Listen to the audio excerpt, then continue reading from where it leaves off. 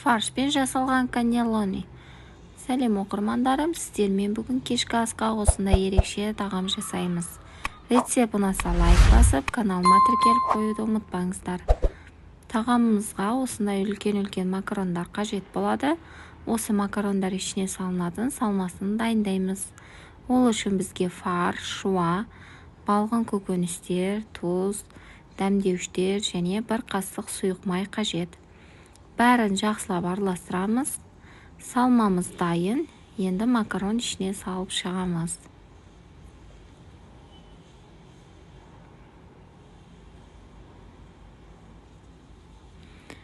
Макарондар дайын. Енді соусын дайындаймыз. Соусына балғын болгар бұрышы және қызанақ қажет.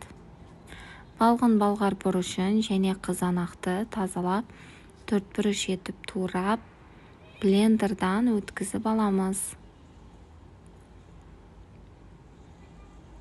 Бір ыдысқа салып, дәміне қарай тұз, чеснок және бір қасық сұйық май қосып араластырамыз. Соусымыз дайын. Соус неғұрлым сұйық болса, соғұрлым жақсы. Салмасы салынған макарондарды печ листына теріп, үстінен соусты құямыз.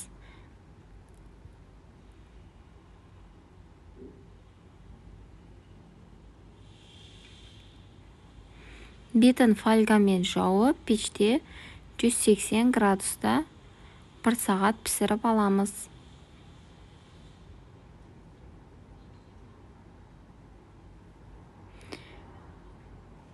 Печтен алып, үстіне үккіштен өткізілген сырды бетіне сеуіп, тағы да печке 5 минутқа салып аламыз.